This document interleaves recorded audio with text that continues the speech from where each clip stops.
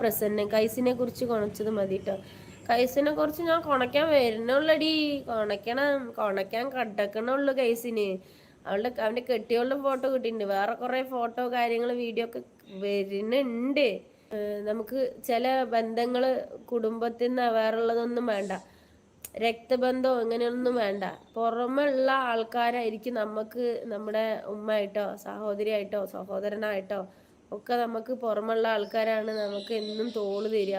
നമ്മുടെ കാര്യങ്ങളൊക്കെ കേൾക്കും, കുറ്റം പറയില്ല. നമ്മളെ വേറൊരാളുടെ മുന്നിൽ പറഞ്ഞ മുറുകെ പിടിച്ചോളി. കാരണം എന്താന്ന് വെച്ചാൽ എന്ത് വിഷമങ്ങൾ ഉണ്ടെങ്കിലും അവരോട് നമുക്ക് ഷെയർ ചെയ്യുക. അവരുടെ വിഷമങ്ങൾ നമുക്ക് കേൾക്കാം. ഒരു സമാധാനമാണ്, നമുക്ക് കേൾക്കാൻ ഒരാളുണ്ടല്ലോ എന്നുള്ളൊരു സമാധാനം. പ്രസന്ന കൈസിനെ കുറിച്ച് കൊണച്ചത് മതിട്ടോ. കൈസിനെ കുറിച്ച് ഞാൻ കൊണയ്ക്കാൻ വരുന്നുള്ളടി. കൊണയ്ക്കാൻ കടക്കണുള്ളു കൈസിന്. അവന്റെ കെട്ടിയോളുടെ ഫോട്ടോ കിട്ടിയിട്ടുണ്ട്. വേറെ കുറെ ഫോട്ടോ കാര്യങ്ങൾ വീഡിയോ ഒക്കെ വരുന്നുണ്ട്. കൊണയ്ക്കാണ്ട് ഇരിക്കൊന്നുമില്ല. കൈസ് കടന്ന് കൊണയ്ക്കുന്നതിന് ഞാൻ കുറച്ച് കൊണയ്ക്കട്ടെ ട്ടാ. നിന്റെ കൈസ് കുറച്ച് കൊണച്ചുണ്ടാക്കിയില്ലേ, പിന്നെ ഞങ്ങള് കുറച്ച് കൊണയ്ക്കട്ടെ. വീട്ടില് കുറച്ച് എടുക്കാനുണ്ട് കേട്ടോ. കുറച്ച് സാധനങ്ങൾ എടുക്കാനുണ്ട്, അതിന് വേണ്ടി വന്നതാണ്. പിന്നെ കുറച്ച് എൻ്റെ പുതിയ മിക്സിങ്ങളൊക്കെ ഞാൻ എടുത്തിട്ടുണ്ടായിരുന്നു. അപ്പോൾ സാധനങ്ങൾ എടുക്കാൻ വേണ്ടി വന്നതാണ്. പിന്നെ വേറെ എന്തൊക്കെയാണ് നിങ്ങളെ വിശേഷങ്ങൾ? അപ്പോൾ ആട്ടിയിറക്കി വിട്ടു എന്ന് പറഞ്ഞ ആൾക്കാരൊക്കെ വീട്ടിലെത്തിയിട്ടുണ്ട്. ഉമ്മ തങ്കച്ചിമാരെല്ലാം എത്തിയിട്ടുണ്ട്. നമ്മൾ ആട്ടിയിറക്കിയ ആൾക്കാരാണല്ലോ, ഒക്കെ വീട്ടിലെത്തിയിട്ടുണ്ട്. ഓക്കെ, ഞാൻ ആരിനെ ആട്ടിയിറക്കിയിട്ടില്ല, എനിക്ക് അതിൻ്റെ ആവശ്യമില്ല. പിന്നെ എൻ്റെ കൂടപ്പറപ്പുകളാണ്, എൻ്റെ ഉമ്മയാണ്, അത് ഞങ്ങളുടെ ഇഷ്ടമാണ്. ഞങ്ങൾ പലതും പറയും, ഞങ്ങൾ പലതും ചെയ്യും, ഞങ്ങൾ പലതും തല്ലുകൂടും, അത് ഞങ്ങളുടെ ഇഷ്ടമാണ്. അതിൽ കയറി ഉണ്ടാക്കിയ കൊണച്ച കുറേ കൊണക്കന്മാരും കൊണക്കുകൾക്കും പറയാനുള്ളത് എന്താണെന്നറിയോ? അവനോൻ്റെ വീട്ടിൽ കുറേ കാര്യങ്ങളുണ്ടാവും, ആ സംഭവങ്ങളൊക്കെ കുറച്ച് തീർക്കുക, എന്നിട്ട് മറ്റുള്ളവരുടെ കാര്യത്തിൽ ഇടപെടാം. ഓക്കെ, അപ്പം അത്രയൊക്കെ ഉള്ളൂ പറയാൻ. തെറി വിളിക്കുന്നത് ലോകം മുഴുവൻ, എന്ത് അംബാനി അടക്കം തെറി വിളിക്കും എന്നിട്ടല്ലേ? അത്രയും വലിയ അംബാനി അടക്കം തെറി വിളിക്കും. ഞാനും എൻ്റെ ക്ഷമ നശിച്ചാൽ ഞാനും തെറിയല്ലേ വിളിക്കും, വേറെ എന്തെങ്കിലും വിളിക്കും. തെറി വിളിക്കാത്ത ഏത് മൊയിലേരാ തെറി വിളിക്കാത്തത്? ഏതെങ്കിലും മൊയിലേറിന്റെ വീട്ടിൽ പോയി നോക്കുക, അയാൾ നല്ല പച്ച തെറി വിളിക്കുന്നുണ്ടാവും. തെറി വിളിച്ചില്ല, ഷാജി തെറി വിളിച്ചു, ഷാജി അങ്ങനെ ആക്കി, ഷാജി ഇങ്ങനെ ആക്കി. ഓ എൻ്റെ പൊന്നോ, എന്താണ് അയ്യോ നിങ്ങളെ തെറി പറഞ്ഞതല്ലാന്നാ? നമ്മൾ എന്തെങ്കിലും സാഹചര്യം മൂലം എന്തെങ്കിലുമൊക്കെ പറഞ്ഞിട്ടുണ്ടെങ്കിൽ, ദേഷ്യത്തിന്റെ പുറത്ത് എന്തെങ്കിലുമൊക്കെ പറഞ്ഞിട്ടുണ്ടെങ്കിൽ അതിന് വന്നിട്ട് ഷാജി തെറി വിളിച്ചു, ഷാജി അങ്ങനെ വിളിച്ചു.